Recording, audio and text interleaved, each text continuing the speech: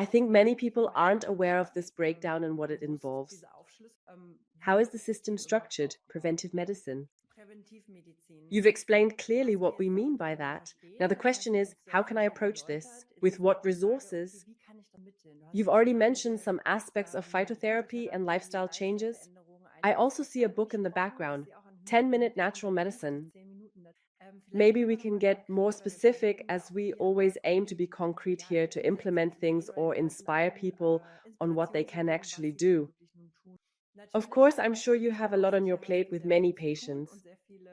If someone says, okay, I want to take it step by step in the right direction, because I've had chronic pain for years or an immune system that keeps leading to colds, infections, and inflammations, what can these people do? So, the first important step is an assessment. Where do I stand? Because everyone is at a different point. One person might already be very healthy in their lifestyle and just wants to check on their micronutrients and gut health. And at the opposite end, living on fast food, not exercising, and under a lot of stress. So, where do I start? The most important thing we do is a detailed medical history with a questionnaire and a food diary. We're still a bit old school because I really like doing things by hand, to mark things up with a red pen. Then it's a bit more tangible. But you can also do it in a modern way with apps, including some free apps that track your eating habits. Or sometimes I do it with photos because I say, why don't you take photos of what you eat in a day, and we can review it together. And also during the first comprehensive assessment, which unfortunately can't take place during the regular insurance consultations, because I only have a maximum of 5 to 10 minutes per patient to make it somewhat economical. But then in the special consultation, where you really take an hour for the patient and can go into detail. And I always go through it categorically. You start with an assessment where you discuss smoking, alcohol, etc., and whether you're married, single, have kids, and so on. You can get a glimpse of someone's lifestyle based on their kids. Or like my dark circles at the moment. That depends on how old the kids are. You can ask all of that to understand their situation. And then I go through each category one by one. Starting with nutrition, I can ask generally if there are certain things you focus on. Do you follow a vegan, vegetarian, ketogenic, pescatarian diet, or something else? Or as mentioned, just keeping a food diary to review. And you might not believe it, but keeping a food diary makes a huge difference for patients. I think we all know from personal experience that we often believe our diet is great. But when you actually write it down, I always say, include everything that goes into your mouth. It's not just what I eat, it's also what I drink. And for some, it might be an apple juice, and they think, oh, that's probably healthy, but it really isn't. Or maybe a soft drink or something similar. For others, it might be coffee with condensed milk and sugar, or something like that. Or it's something I often see, or something I don't like to see, which I often see, is fisherman's friend, gum, etc.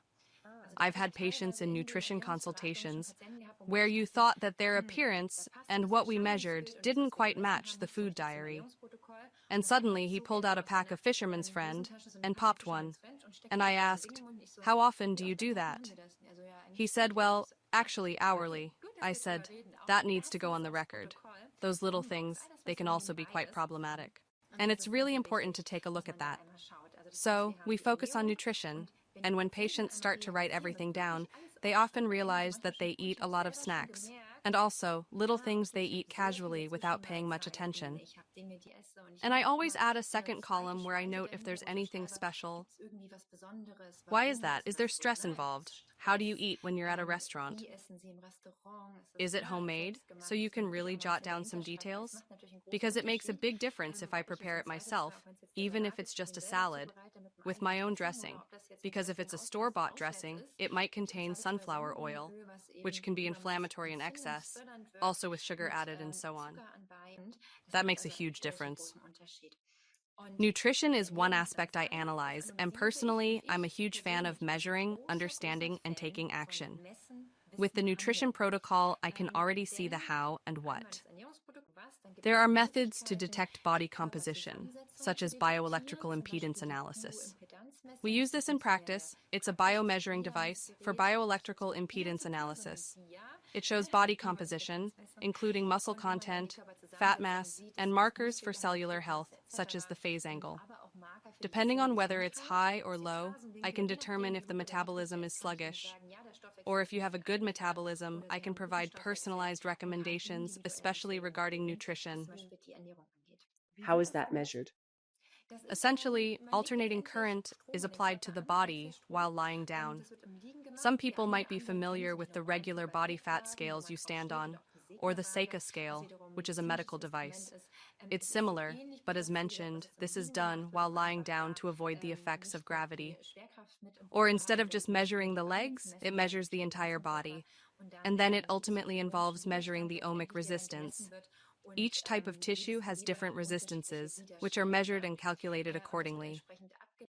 The nice thing is, this tool can also be effectively used as a progress parameter. This means that when we work together to create plans on how to approach this holistically, I can indicate before and after, and make adjustments accordingly.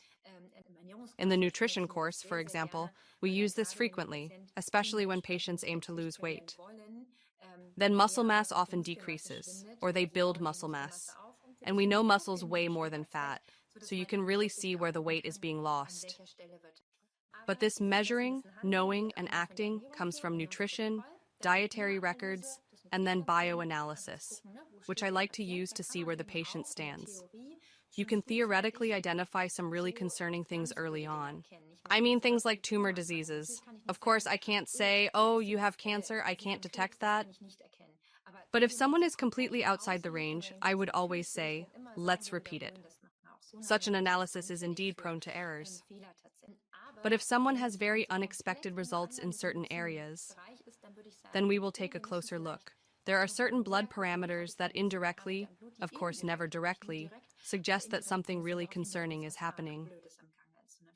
Then during the medical history, I might ask if there's been any night sweats or unintentional weight loss. Is there severe fatigue?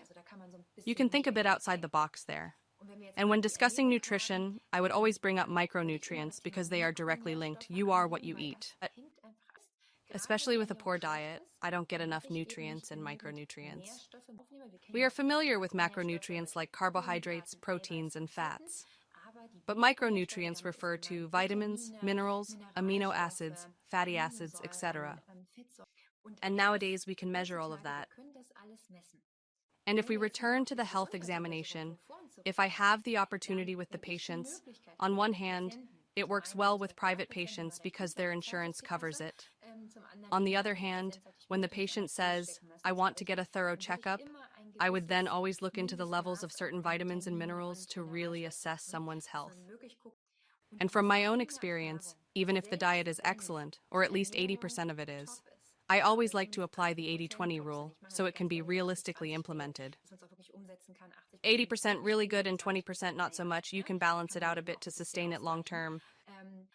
But when I'm stressed, and everyone who is self-employed or has other jobs or is a mother, no matter what, there's always a reason. Even top athletes have stress. The real question is, who doesn't have stress these days? Then I have an increased need for micronutrients.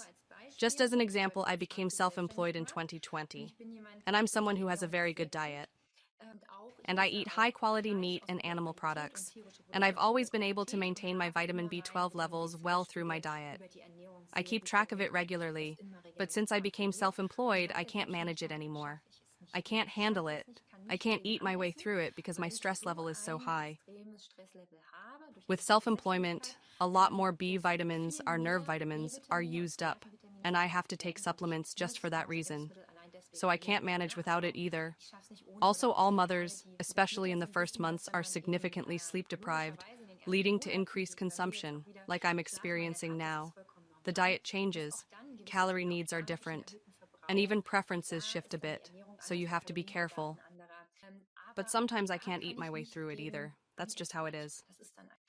And when it comes to micronutrients, my principle of measuring, knowing, and acting comes into play again. I like to do whole blood analyses because we simply can't test all micronutrients with a regular doctor's lab because magnesium and zinc, these minerals, are primarily found inside the cells. And when I conduct a standard primary care lab test, it involves serum analyses outside the cells. I can test magnesium for just a few cents, but it doesn't provide any insight because, as mentioned, magnesium is primarily found intracellularly. So I need specialized analyses. And if I'm measuring omega-3, a key micronutrient, I must do it in cell membrane and not only in serum, because it's incorporated into our cell membrane and the cell membrane of red blood cells, the erythrocytes. So these are always measured. It's also important to carefully consider where I'm measuring. And there, I also get a status. And then I honestly tell patients that I recommend supplementing for at least 3 months if there's a deficiency, using dietary supplements.